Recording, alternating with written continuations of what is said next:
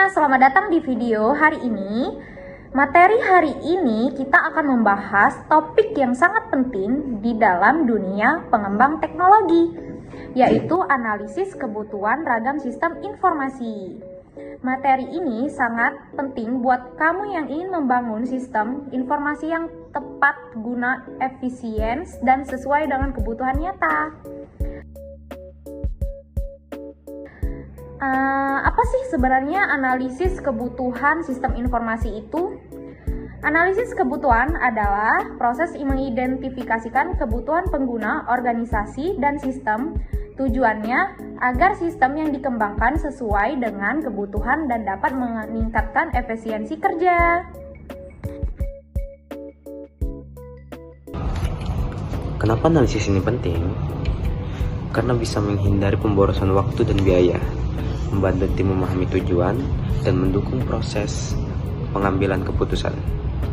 Selain itu, tiap organisasi memiliki kebutuhan yang berbeda dan teknologi juga terus berubah. Ada 4 jenis kebutuhan utama yang perlu dianalisis. Yang pertama adalah kebutuhan fungsional, yang meliputi seperti fitur utama sistem, seperti login dan input data. Dan yang kedua, kebutuhan non-fungsional, seperti keamanan, kecepatan akses, dan skasibilitas. Dan yang ketiga adalah kebutuhan pengguna, seperti UI yang mudah dipakai. Dan yang keempat adalah kebutuhan organisasi, seperti efisiensi dan integrasi proses bisnis.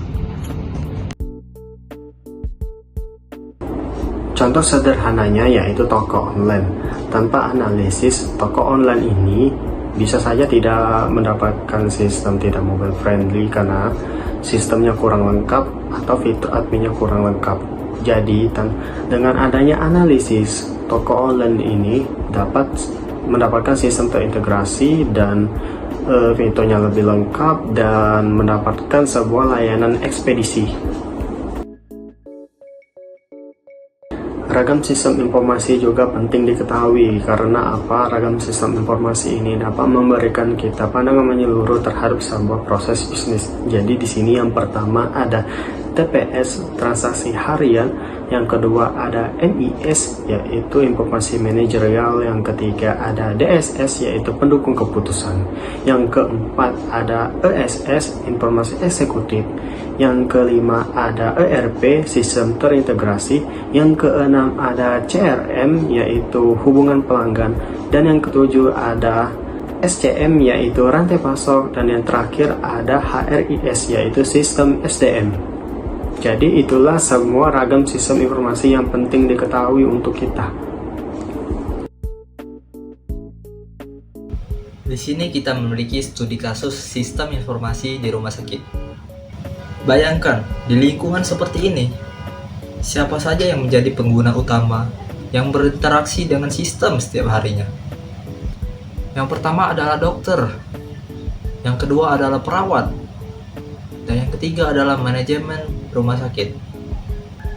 Kebutuhan fungsional dari sistem ini adalah pendaftaran pasien, yang kedua adalah EMR atau Electronic Medical Record, yang ketiga adalah billing atau pembayaran. Selain itu, non-fungsional juga sangat penting, seperti sistem yang harus aman. Yang kedua adalah sistem yang harus cepat atau responsif. Dan yang ketiga adalah harus online 24 jam per 7. Solusi yang ditawarkan adalah ERP rumah sakit. ERP ini mencakup semua modul penting dan semuanya akan terhubung dalam satu dashboard yang terintegrasi.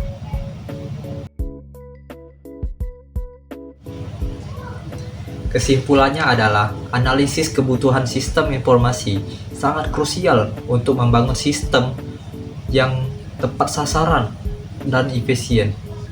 Pastikan selalu mengidentifikasi kebutuhan pengguna, organisasi, dan sistem sebelum memulai pengembangan. Sekian dari kami, terima kasih sudah menonton. Sampai jumpa di video selanjutnya.